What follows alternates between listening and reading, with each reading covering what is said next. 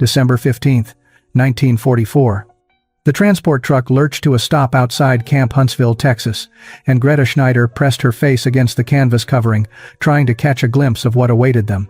For 3 days, she and 40 other German women had traveled across America in sealed railway cars and military vehicles existing on stale bread and water. They were prisoners of war, captured during the final desperate months of Germany's retreat through France. Greta had expected many things when they finally reached their destination. She expected barbed wire and guard towers, cold barracks, and colder stares. She expected the Americans to treat them exactly as she had been taught. They would treat brutal, efficient, without mercy. What she did not expect was the smell. As the canvas flap opened and winter sunlight streamed into the truck, something else entered with it. A scent so rich and complex it made Greta's stomach clench painfully. Beef. Slow-cooked, beef with vegetables, herbs she couldn't quite identify, and something else. Something that smelled like comfort, like safety, like the kitchen of her childhood home in Munich before the war consumed everything. Captain Helen Morrison stood at attention as the German women climbed down from the truck, their gray auxiliary uniforms wrinkled and stained from travel. She watched their faces change as that impossible smell reached them, one by one. Some tried to hide their reaction, maintaining the rigid military bearing they had been trained to show. Others, like the young blonde girl, who couldn't be more than 19, looked as if they might weep. Greta's boots hit the Texas dirt and she straightened her spine, determined to show no weakness before the enemy. But her traitorous stomach growled loud enough that the American guard nearest to her, a young private with kind eyes and a nameplate reading Martinez, smiled slightly. Not mockingly, Greta noticed with confusion. Almost sympathetically. Beside her, Liesl Hoffman swayed on her feet, and Greta reached out instinctively to steady her friend. Liesl had been a nurse before her capture, tending wounded soldiers in a field hospital until American forces overran their position. Now she looked like she needed a nurse herself, pale and trembling as the smell of that impossible stew surrounded them. The wind shifted, carrying the scent even stronger, and Greta heard several of the women behind her make small, involuntary sounds of hunger. When had any of them last eaten real meat? Months, certainly. Perhaps longer. In Germany, even before her deployment to France, beef had become a distant memory. The rations had grown smaller, the quality worse, until they were eating things that barely deserved to be called food, and they were the soldiers, supposedly the priority. She tried not to think about what her mother and sister were eating in bombed-out Munich. Captain Morrison began speaking in English, her words, translated by Corporal Chen, explaining camp rules and expectations. But Greta barely heard them. All she could think about was that smell, and what it meant that their captors were cooking something that smelled like home. The mess hall was nothing like Greta had imagined. Clean wooden tables arranged in neat rows, windows that actually let in sunlight, and at the far end, a serving line where steam rose from enormous pots. Sergeant James Walsh stood behind the counter, a large man with graying hair and an apron stained from years of cooking. He watched the German women file in with an expression Greta couldn't quite read. Not hatred, as she expected. Something closer to concern. Captain Morrison gestured for them to form a line. The women moved mechanically, their military training overriding exhaustion and confusion. Greta found herself near the front, directly behind Liesl, who clutched the edges of her uniform jacket as if trying to hold herself together. The smell was overwhelming now, impossible to ignore. Rich beef broth, carrots, potatoes, onions, and herbs that made Greta's mouth water, despite every instinct telling her not to show weakness. Sergeant Walsh began serving, his massive hands surprisingly gentle as he ladled generous portions into metal bowls. Greta watched the woman ahead of her receive a serving that would have fed her entire family for 2 days back in Munich. Fresh bread appeared next to each bowl, actual white bread with butter. Real butter, not the ersatz substitute they had been eating for years. When Greta reached the counter, Sergeant Walsh looked directly at her. She met his gaze, expecting contempt or triumph. Instead, he simply nodded and filled her bowl until it nearly overflowed. "Eat up," he said in English, the words meaningless to her ears but the tone unmistakable. He wasn't mocking her. He was feeding her. Greta carried her bowl to the nearest table and sat with mechanical precision. Around her, the other women did the same. 40 German prisoners arranged in perfect rows, staring at American beef stew as if it might explode. The silence stretched uncomfortably. They had been taught that accepting kindness from the enemy was weakness, that Americans would use any advantage to break their spirit. But the steam rising from the bowls carried memories of mothers and grandmothers, of Sunday dinners and Christmas feasts, of a time before war made everything gray and cold and hungry. Marguerite Fisher, an older woman who had served as a communications officer, was the first to break. She picked up her spoon with shaking hands and brought it to her lips.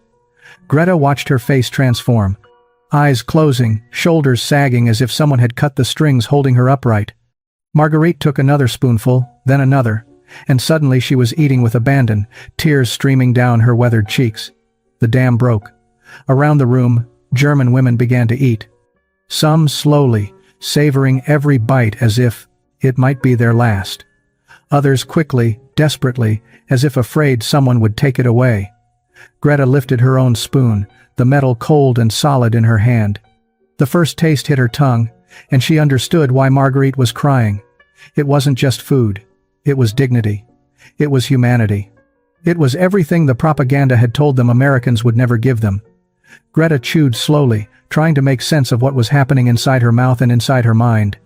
The beef was tender, falling apart at the slightest pressure. The carrots still had texture, the potatoes were perfectly cooked, and the broth carried flavors she had almost forgotten existed. Salt. Real salt, not the bitter substitutes they had been using. Pepper. Thyme, perhaps, or some other herb her mother would have known by name, but it was more than the taste. It was the care embedded in every element. Someone had taken time to prepare this meal properly. Someone had chosen quality ingredients and cooked them with attention and skill. Someone had made this stew for them, for German prisoners, for enemies. The cognitive dissonance was so severe, it made her head ache. She had spent 2 years being told that Americans were barbaric, that they had no culture, no refinement, no humanity, that they would treat captured Germans worse than animals. Yet here she sat, eating the best meal she had experienced since 1942, served by the very people who were supposed to be monsters. Across the table, Liesel had stopped eating, and was crying silently, tears dripping into her bowl. Greta reached across and touched her friend's hand. "What's wrong?" she whispered in German. Liesel looked up, her young face crumpled with emotion. "My mother used to make something like this," she said quietly. "Before the war, before everything. And these people, these Americans we're supposed to hate, they're feeding us the way my mother would have fed guests at our table." She paused, wiping her eyes with the back of her hand. How can they be the enemy if they cook like this? It was the question Greta had been trying not to ask herself. She glanced toward the serving line where Sergeant Walsh was refilling bowls for women brave enough to approach for seconds. He wasn't acting like a man serving defeated enemies. He was acting like a man who understood that feeding people properly mattered, that meals held meaning beyond mere nutrition. Private Martinez stood nearby, watching the German women eat with an expression of quiet satisfaction. When he caught Greta looking at him, he didn't glare or smirk. He simply nodded, as if to say, "Yes, this is how it should be." Greta forced herself to take another bite, then another.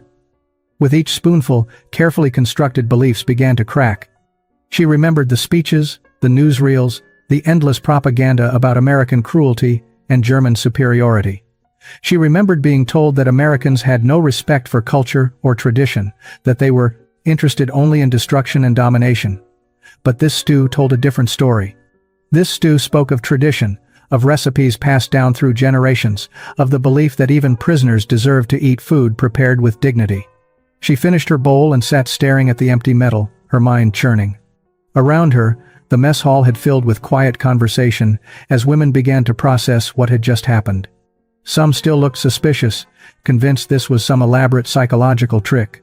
Others, like Marguerite, seemed to have accepted the impossible truth that their captors might actually be kind. Greta set down her spoon with careful precision. Everything she thought she knew was wrong. The beef stew became a Thursday tradition, though Greta didn't learn this until the third week of December, when it appeared again. Between servings, the camp settled into routines that continued to contradict everything she expected from captivity. The barracks were heated, not luxuriously, but adequately. The blankets were wool, actually thick enough to provide warmth during cold Texas nights. The guards maintained professional distance but without cruelty, without the casual violence she had witnessed from some German officers toward their own troops. Private Martinez seemed to take special interest in the German women's welfare. He walked the compound during evening hours, checking that windows were properly sealed against drafts, that the heating stoves had sufficient coal. Greta watched him carefully, trying to understand his motivation. Was this strategy? Some sophisticated American technique for breaking their resistance? But week after week, his kindness remained consistent and apparently genuine. He brought extra blankets when Katrin Weber caught a cold. He helped Helga Braun repair a broken bed frame without being asked. He smiled at them as if they were simply people, not enemies. On the fourth Thursday, as the familiar smell of beef stew filled the compound, Sergeant Walsh did something unexpected. He emerged from the kitchen carrying not just the usual pots of stew, but also a basket of something that made several women gasp audibly. Tortillas. Fresh, warm tortillas that Martinez's grandmother had apparently taught Walsh to make specifically for this meal. The sergeant explained through Corporal Chen's translation that his cook had asked about the recipe, wanting to give the German women something special for the holidays approaching. Greta accepted her portion mechanically, but her hands trembled as she carried the bowl to her table. Martinez's grandmother, an old woman in Texas who had never met them, who had no reason to care whether German prisoners ate well or poorly, had sent her family recipe to be made for them. The tortilla was soft and slightly sweet, perfect for soaking up the rich broth. Greta tore a piece and brought it to her mouth, and suddenly she was crying like Liesel had cried that first day. Not from sadness, but from the overwhelming realization that strangers on the other side of the world were showing her more compassion than her own government had shown its citizens in years. Lieutenant Sarah Bradford, the camp's medical officer, began visiting the barracks regularly, checking on the women's health with thoroughness that surprised Greta. She brought vitamins, treated minor ailments, and spoke to them through translators with genuine concern. When Marguerite developed a persistent cough, Bradford personally ensured she received proper medicine and extra rations to support her recovery. The lieutenant even brought books in German from the local library, understanding that minds needed nourishment as much as bodies. Christmas approached, and Captain Morrison announced they would be permitted to create decorations from available materials. More than that, local families had donated small gifts, simple things like hand-knit scarves and mittens, bars of real soap, writing paper.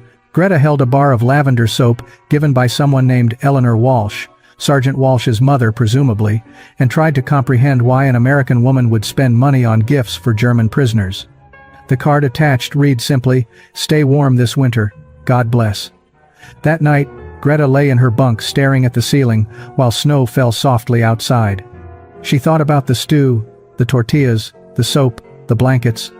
She thought about Private Martinez checking window seals and Sergeant Walsh serving seconds without judgment. January brought mail call, the first since their capture. Greta stood in line with her heart pounding, hoping desperately for word from Munich. When Corporal Chen called her name and handed her a thin envelope covered in stamps and censor marks, her hands shook so badly she almost dropped it. The letter was from her sister Clara, written in November but delayed by the chaos of war. Greta carried it to her bunk and sat down, afraid to open it yet unable to wait any longer. The words inside shattered what remained of her illusions about home. Clara wrote in short, desperate sentences. Their apartment building had been bombed in October. Mother was alive but living in the basement with 6 other families, sleeping on concrete floors with minimal heat. Food rations had been cut again. The official allocation was now barely enough to survive, and even that often failed to arrive. People were eating tulip bulbs, boiling leather shoes for broth, fighting over scraps in the streets. But it was Clara's description of the children that broke something inside Greta. "Skeleton thin," she wrote, with eyes too large for their faces. "They don't play anymore. They just sit and stare, too weak from hunger to move." Greta read the letter 3 times, each reading making her feel more sick. Her family was starving in Germany while she ate beef stew in Texas. Her mother slept on cold concrete while Greta had a heated barrack and wool blankets. The guilt was crushing, but underneath it lurked something even more disturbing: anger. Her government had done this. Not the Americans who were bombing German cities, but the leaders who had started this war, who had promised glory and delivered only destruction. The leaders who apparently cared so little for their own people that prisoners in enemy camps were better fed than civilians at home. That evening at dinner, Greta could barely touch her food. Sergeant Walsh noticed and approached her table, concern evident in his weathered face. He said something in English, gesturing at her full bowl. Corporal Chen translated, "He wants to know if you're feeling ill, if the food isn't right." Greta looked up at this American sergeant who had spent weeks ensuring they ate well, who had learned to make tortillas for foreign prisoners, who treated them with more care than her own officers had shown. "Tell him," she said slowly, "that the food is perfect. Tell him my family in Germany is starving while I eat like this. Tell him I don't understand anything anymore." Chen translated, and Walsh's expression softened. He said something else, his voice gentle. Chen turned to Greta. "He says he's sorry about your family. He says no one should have to choose between eating and feeling guilty. He says maybe someday this war will end and people everywhere can eat properly again." Walsh reached into his pocket and pulled out a paper bag. Inside were hard candies, the kind that kept well for shipping. He pressed it into Greta's hands and spoke again. "For your next letter home." Chen translated. Not much, but something. February brought American newspapers to the camp library, and with them, photographs that would haunt Greta for the rest of her life. She had been practicing her English with Corporal Chen, enough now to read simple articles without translation. But the words accompanying these particular photographs needed no translation. The images spoke a language of horror that transcended vocabulary. Bergen-Belsen, Dachau, Buchenwald. Names that meant nothing to her, attached to photographs that meant everything. Greta stood frozen in the library, the newspaper shaking in her hands. Skeletal bodies stacked like cordwood, living people who looked like corpses, their eyes hollow and accusing. Guard towers and barbed wire and ovens built for purposes her mind refused to accept. The caption said these were concentration camps, liberation photos, evidence of systematic extermination, evidence of things done in Germany's name, with German efficiency, by German hands. Her stomach lurched violently, and she barely made it to the waste bin before vomiting. The beef stew from lunch came up, and with it, something else.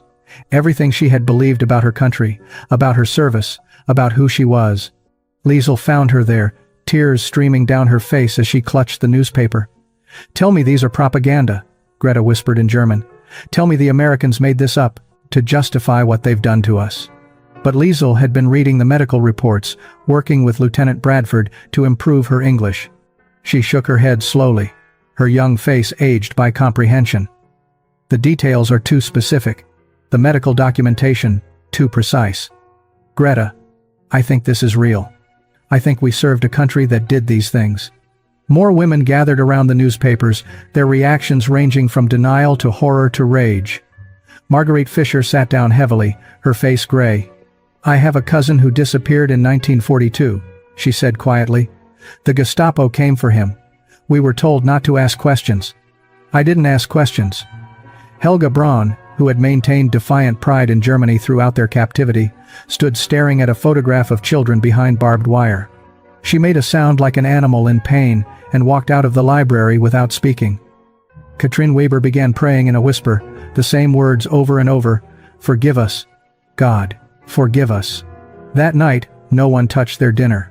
The camp staff noticed but said nothing, giving them space to process what they had learned. Greta lay in her bunk, unable to sleep, unable to stop seeing those photographs. She thought about the stew, the blankets, the small kindnesses from people who had every right to hate her. The Americans knew. They had seen these camps, had liberated these prisoners, had witnessed German atrocities firsthand, and still, Sergeant Walsh made sure they ate well. Still, Private Martinez brought extra blankets. Still, Captain Morrison treated them with dignity. Greta finally understood why. The Americans were showing them what humanity looked like because Germany had forgotten. March arrived with unexpected warmth and an announcement that changed everything. Captain Morrison informed them that for Easter Sunday, the camp would hold a shared meal where guards and prisoners would eat together at the same tables. Not separated by authority or nationality, but as people sharing a holiday. The idea terrified Greta.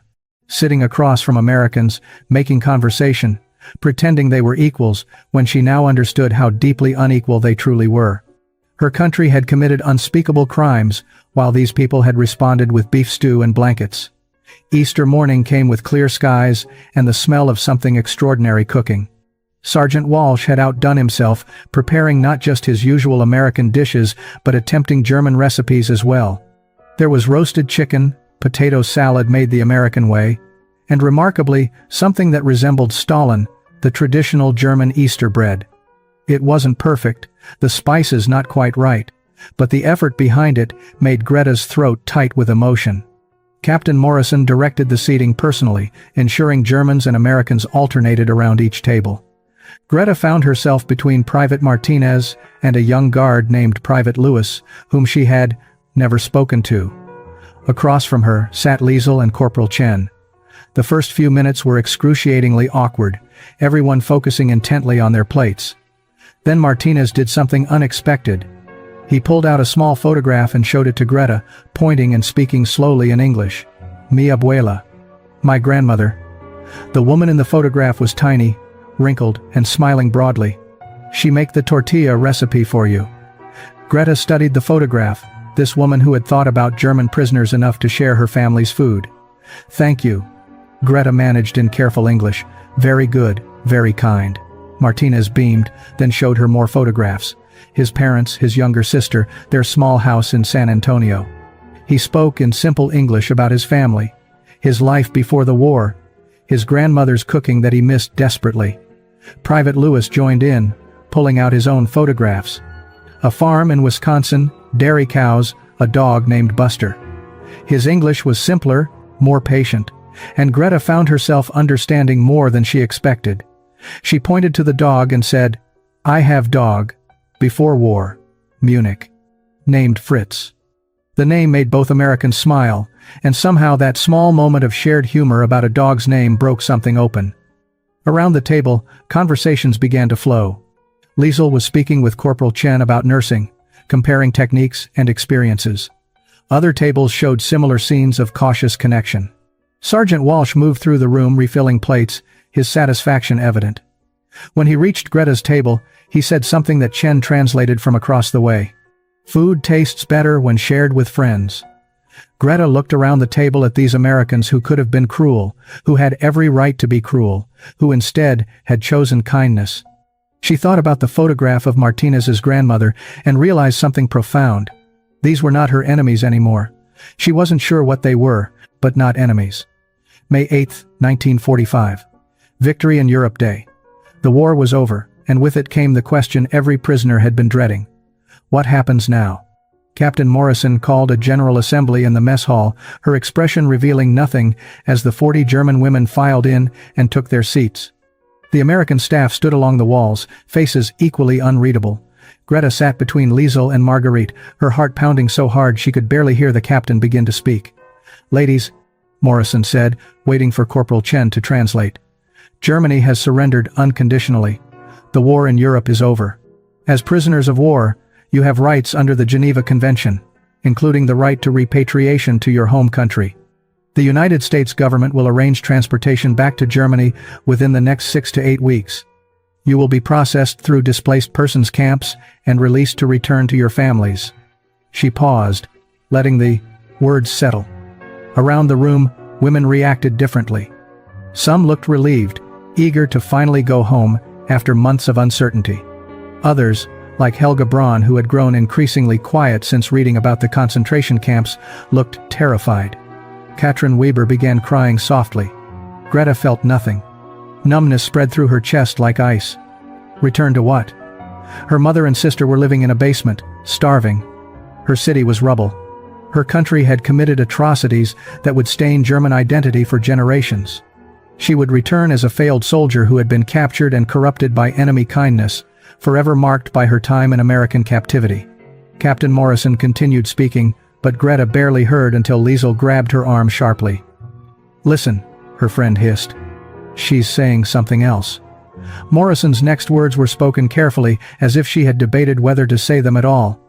I am also authorized to inform you that if any of you wish to explore alternative arrangements, The International Red Cross and Displaced Persons Services may be able to assist. This is highly irregular, and I cannot promise any particular outcome. But if circumstances make immediate repatriation difficult or dangerous for you personally, there may be other options. The translation hung in the air like smoke. Other options. Greta's mind raced. Did that mean what she thought it meant? Could they choose not to go back? Marguerite stood slowly, her voice shaking as she spoke in German. Captain, may I ask for clarification?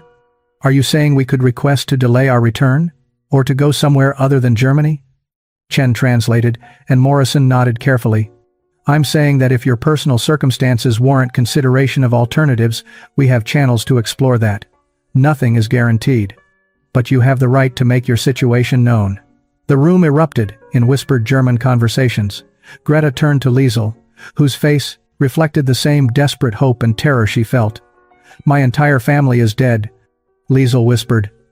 I confirmed it last month through the Red Cross. Everyone. What do I return to? An empty house in a destroyed city where everyone will hate me for being captured.